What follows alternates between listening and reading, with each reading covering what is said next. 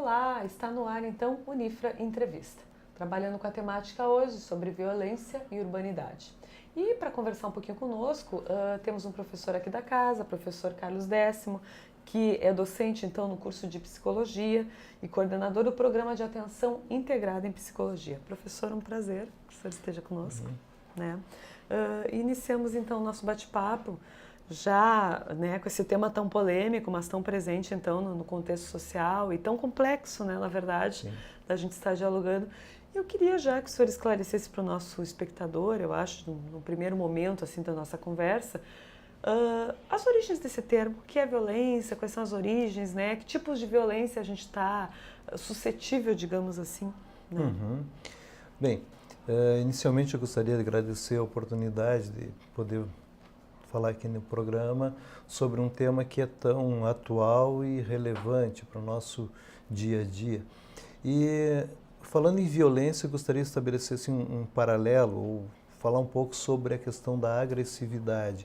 Se nós pensarmos, o ser humano, ele inicialmente, na história da humanidade, começou a ser um pouco mais agressivo. Ele tinha que usar da agressividade para poder se defender, Claro. enfim. E aí, claro, ele se sentia desprotegido quando morava na caverna. Voltando lá no início, né? Ele se sentia desprotegido e, claro, isso gerava muita ansiedade. E aí ele tinha que se proteger e essa ansiedade ela foi se perpetuando ao longo do tempo. E com isso também ele se tornou agressivo no sentido da agressividade poder ser um instrumento para ajuda, para ele poder se defender claro. das ameaças, enfim. E se nós pensarmos a agressividade, ela, da mesma forma que a ansiedade, não são aspectos tão negativos, porque a agressividade é aquilo que faz com que o ser humano saia daquela posição da acomodação e ele vai em busca daquilo que é importante, daquilo que é necessário, não só para a sua sobrevivência, mas também para a sua construção social, enquanto ser humano, enquanto pessoa. Então, ser agressivo faz com que nós estejamos aqui hoje conversando, também isso implica numa certa agressividade, porque nós saímos, como eu disse, daquela posição do conforto e nos tornamos a zona de conforto, da né, zona de conforto e fomos buscar realmente a construção de algumas coisas. O que nós observamos, porém, é que essa agressividade, com o passar do tempo, que poderia ser algo até adaptativo e essencial para a sobrevivência, começa a assumir uma outra dimensão, começa a assumir uma outra proporção, e o que nós observamos então é que as pessoas acabam se agredindo, né? Acabam tendo a defesa do seu espaço, a defesa de suas ideias, ela não se restringe mais a uma questão de colocar pontos de vista, mas muitas vezes até de uma imposição. Então, isso eu vejo a agressividade muito relacionada também com a frustração. Exatamente, acho que é outro ponto, né, professor, que a gente tem para tocar essa questão, então, como as pessoas reagem contemporaneamente à frustração. Sim, na psicologia nós usamos muito o termo chamado a questão da frustração, quer dizer, a tolerância à frustração. O que é a tolerância à frustração? No senso comum se diz a pessoa frustrada, né? É um sentido pejorativo. Claro. Mas nós precisamos dessas frustrações, ou seja, as nossas expectativas, o que nós buscamos, o que nós esperamos, muitas vezes podem não ser atendidas. Claro. E às vezes nem tem como ser atendidas. Então nós lidamos com essa frustração. Só que hoje nós observamos que a frustração ela não vem sendo muito bem tolerada, ela não vem sendo muito aceita. Isso a gente vê muito também nos relacionamentos. Como é que são os relacionamentos? A pessoa tem uma ideia, tem imagina um tipo de relacionamento e quando essas expectativas que ele tem frente ao relacionamento não são correspondidas, o que acontece? Ele acaba se frustrando, mas não tolera essa frustração. Então os relacionamentos muitas vezes se tornam relacionamentos muito breves, muito curtos, porque se não é como eu gostaria, então eu vou buscar outro relacionamento. E na vida de uma forma geral, muitas vezes quando as expectativas não são correspondidas, isso vai aumentando a agressividade e a pessoa vai cada vez mais se tornando agressivo.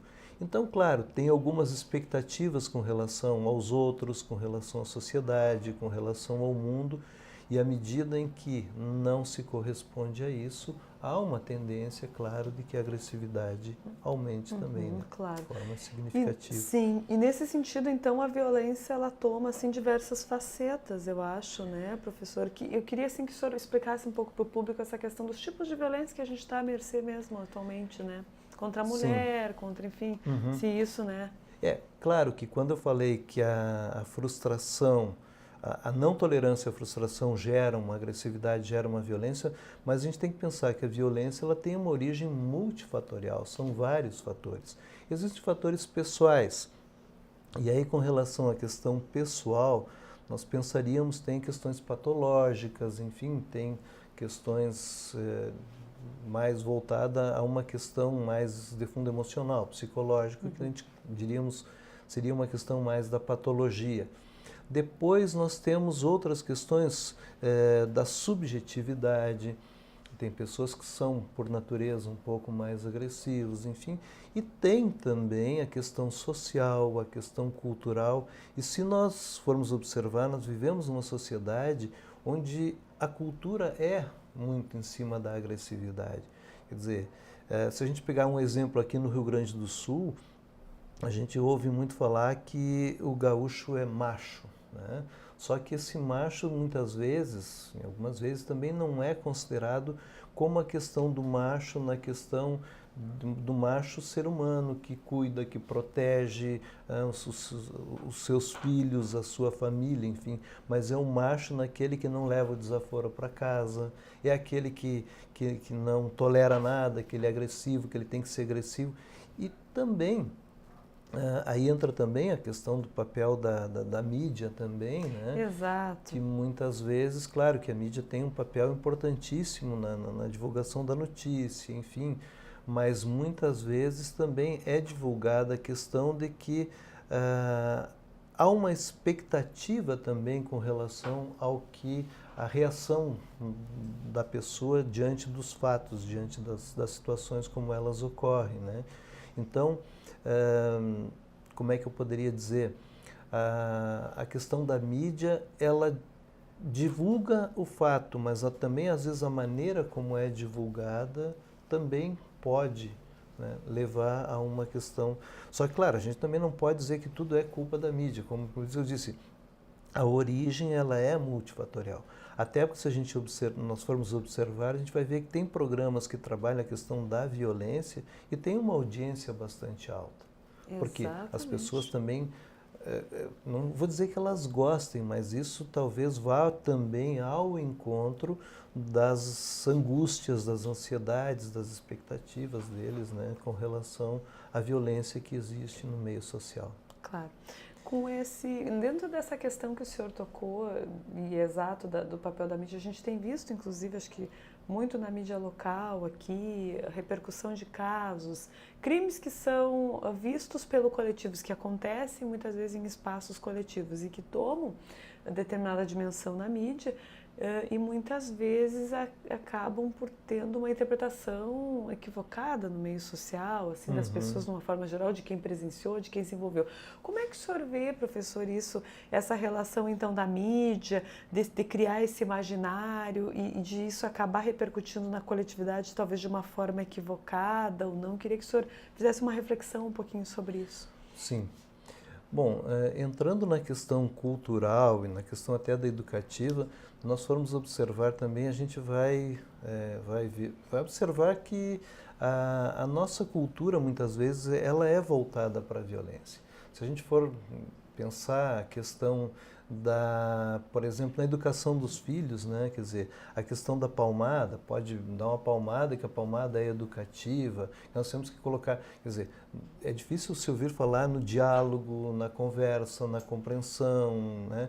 Mas muito assim, às vezes a gente vê alguns educadores dizendo que uma palmada pode ser educativa, né? Eu, particularmente, opinião pessoal, eu não acredito que uma palmada possa ser educativa, porque no fim a gente já está começando a trabalhar a questão de violência, quer dizer, eu até acredito que a violência educa para a violência. Claro. Né? Então, na realidade, Na educação dos filhos já começa aquela questão, quer dizer, se eu fizer alguma coisa, eu vou levar uma palmada, e se eu levar uma palmada, eu vou melhorar. Então, o que que acontece? Essa é uma forma de resolver os problemas através da violência. Também existe uma linguagem que fica aí nos bastidores, como se diz, né? No sentido de que a violência ela pode ser educativa. Na realidade, a gente sabe que não é. Com relação ao que tu perguntaste, com relação à questão da mídia, eu vejo assim, é importante que se divulgue essa informação, mas muitas vezes também, quando é dada uma notícia e já se emite algum julgamento com relação a isso, já se atribui a determinados, o tal fato aconteceu por causa disso, também para o ser humano, para as pessoas, vão se constituindo como crenças. Sim. Nós acreditamos que tal situação ocorre em função disso. Tá? Tal fato A acontece devido a um fator B, e isso se constitui como uma crença. E aí o que que acontece? Quando outro fato semelhante acontece, já se faz uma associação, porque nós acreditamos que tais fatores acontecem devido a uma causa, existe uma causalidade para aquilo. Né? Então, muitas vezes, qualquer fato aconteça, um ato de violência, ele pode acontecer de uma forma e outro é semelhante e as pessoas tendem a avaliar aqueles mesmos fatos como devido a um fator comum, a um fator que seria o fator que geraria isso. Né? E como eu disse, atribuir a violência somente a um fator social, somente a um fator cultural, somente a um fator pessoal, é muito delicado, porque existe uma questão multifatorial. Então, muitas vezes, uma pessoa pode cometer um ato violento e isso já se atribui imediatamente à impunidade, à falta de policiamento, à questão educativa, porque não teve... E, às vezes, a pessoa está numa situação psicológica que ela está, às vezes, até mesmo num processo que está precisando de um atendimento, de um acompanhamento, porque a situação dela é, às vezes, até de uma certa alienação, né? Então, isso tem que ter bem claro. Então, as pessoas cometem atos violentos somente porque a sociedade é violenta. Eu acho que é resumir, é simplificar demais, porque tem vários fatores. Né? E, claro, eu vejo que muitas vezes o que existe é alguma mudança na forma como se trabalham essas questões, mas a origem pode ser a mesma. Claro. Explicando um pouquinho melhor, quer dizer, antigamente a gente falava, quando não tinha computador, não se falava em dependência da internet. Hoje se fala em dependência da internet porque a internet é uma nova forma de comunicação. Mas as pessoas também tinham outros tipos de dependência. Então, se a pessoa já tem um tipo de dependência, ela vai continuar com a dependência. Agora, na violência, acho que a gente tem que ter muito esse cuidado de não simplificar, de não resumir. Né? Então, muitas vezes se atribui à mídia a questão da violência.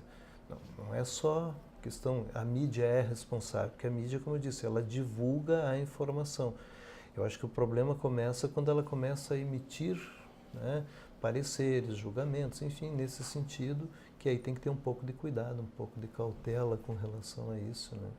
Claro, porque os fatores que levam são os mais variados possíveis, né? Tá joia, a gente faz então um breve intervalinho e voltamos daqui a pouco.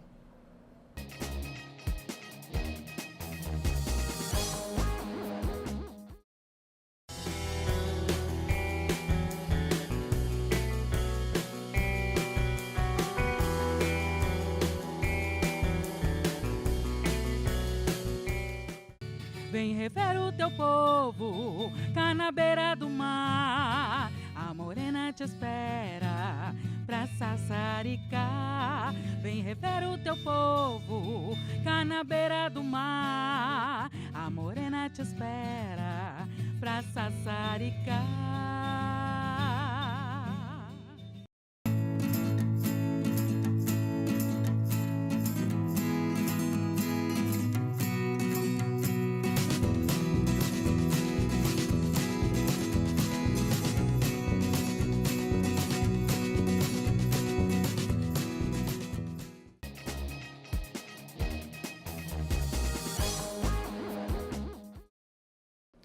voltamos então com o Unifra Entrevista, falando hoje então com o professor Carlos Décima, aqui do curso de Psicologia, sobre violência e urbanidade. Professor, então, continuando o nosso assunto, né, do bloco anterior, que a gente tocava, né, na violência e seus múltiplos aspectos, múltiplos fatores, né? Acho que o senhor deu muito bem esse panorama, né, para o nosso telespectador. Eu gostaria um pouco de pensar a perspectiva nesse bloco de alguns assuntos que também, digamos, bem marcantes na própria mídia, inclusive. Eu acho que um deles é a questão das redes sociais, hoje em dia a internet, Sim. que aumenta com essa violência, né, nas redes sociais, assim, que num primeiro momento era considerado um espaço onde se podia falar tudo e se podia ter qualquer tipo de atitude ou ação que não seria punido. Hoje já a internet toma diretriz, enfim, a partir do Código Civil, e existem punições, enfim, penalizações para as pessoas não ultrapassarem esses limites, que é o limite do cultural, que é o limite, né, do humano cultural, digamos assim. Mas também gostaria depois, num segundo momento, que o senhor tocasse, talvez são assuntos interligados nessa questão do próprio medo, né? Acho que a violência está muito intrínseca, né, ao medo. Sim, né? sim. Então, queria que o senhor começasse, né, falando nesse sentido. Na internet a gente vê, tem vários comentários, enfim, quando tem um tema, quando é abordado um tema, existem vários comentários. E claro, aqui também na internet a gente vai observar algumas coisas relacionadas com a frustração, aquilo que nós falávamos antes. Exatamente. Quer dizer, se as coisas são como eu quero ou vêm ao encontro daquilo que eu espero, então realmente o meu comentário ele passa a ser favorável. Sim. Quer dizer, eu concordo, que ótimo, que bom. Se não é a favor, não é o que eu espero, aí esse comentário ele começa a ser um pouco mais, assim, discordante, mas em alguns momentos assume até um certo tom de agressividade. Então a gente observa que tem alguns comentários que realmente são muito agressivos. Então a gente entra também naquela questão do limite. Nós precisamos, quando a gente falava a questão da impunidade, será que a impunidade vai determinar a conduta das pessoas? Quer dizer, uma sociedade ela precisa de regras, de normas, enfim, aquilo que nós falamos. Porém, se uma pessoa ela é ponderada, se ela é uma pessoa sensata, se é uma pessoa, digamos, que tem uma certa tranquilidade para lidar com as situações, essas regras elas não são nem necessárias, porque ele sabe o agir, o correto. Mas tem pessoas que acabam trazendo além disso, né? Eles vão além porque nós falamos a tolerância à frustração, como diminui a tolerância à frustração, não é como eu quero, então eles vão se tornando cada vez mais agressivos. E se for observar, como tu falaste, tem uma questão que normatiza o funcionamento da internet, né? Mas o que a gente vê é que muitas vezes as pessoas ali na realidade elas podem trazer um sentimento de discordância, mas o teor também está muito relacionado com como é essa pessoa. Entende? Sim. Porque se eu não sou agressivo, eu não vou usar a rede social para mostrar uma agressividade que eu não tenho. Então, que não é minha, que não é peculiar, que não me é peculiar. Mas se as pessoas têm essa certa agressividade, a internet ela é um local onde possibilita que essa agressividade também seja expressada. Então, certos comportamentos, ao fulano se mostrou agressivo, uma coisa é se mostrar agressivo, outra é ser agressivo. Claro. Então, a internet eu vejo é mais um local onde as pessoas expressam a sua agressividade, que ela pode expressar na internet, ela pode expressar em sala de aula, ela pode expressar numa praça pública, ela pode expressar em qualquer local, se ela já é, por natureza, agressiva. Né? E aí, claro, somando-se as frustrações, somando-se, aí nós temos um potencial de agressividade que vai aumentar consideravelmente. E como é que é essa relação com o medo? Professor, eu queria que o senhor falasse um pouquinho da questão do medo, né? Assim, porque o medo a gente vê hoje em dia coletivizado, vê individualizado, vê numa série de... Né, assim, o medo é um fenômeno, né, na verdade. Acho que o senhor da psicologia pode falar muito melhor disso, né? E para isso está aqui, né? Claro, eu diria que o medo, da mesma forma com que a agressividade, também ele é saudável até um determinado ponto. Porque o medo também nos ajuda, é o medo, né? Falamos em ansiedade, poderíamos também puxar um pouquinho para o lado do medo. O medo também é que vai nos ajudar na nossa preservação enquanto ser humano, enquanto espécie. Então, o que acontece? Se eu sei que uma situação ela pode temerosa, mais agressiva, eu vou tentar me proteger, eu vou me proteger realmente, eu não vou evitar essas situações. Só que, claro, a maneira também como a gente vai convivendo com isso, com um índice de agressividade cada vez maior, as pessoas também acabam ficando com medo, receosos disso, né? Então, o que eles acabam fazendo? As pessoas acabam se fechando cada vez mais e acabam o medo, porque o medo, um certo percentual, ele é saudável, mas quando passa ele é paralisante, ele já faz com que a pessoa já não faça uma análise da situação da melhor maneira possível, da maneira mais correta, porque o medo ele paralisa, né? O medo ele dificulta a leitura e a percepção das coisas como realmente elas são. E até assim, uma questão, pensando a questão da violência em Santa Maria, eu não vejo assim como sendo Santa Maria uma cidade. Acho que a violência ela se constitui como um fenômeno que tem que ser muito bem avaliado, tem que ser muito bem entendido para tentar ações que realmente... Então, às vezes em escolas, por exemplo, escolas que têm uma ação educativa, a gente sabe que tem algumas escolas em que tem algumas atitudes pedagógicas, educativas com relação aos seus alunos e os pais contrariam, os pais não concordam. Sim, a educação em casa é outra, né? Exatamente. Não só em casa, mas às vezes eles não concordam com essa prática educativa da escola. Então, às vezes há aquela discussão de pais que vão na escola e não concordam com ações que são tomadas e que sabidamente são pedagógicas, entende?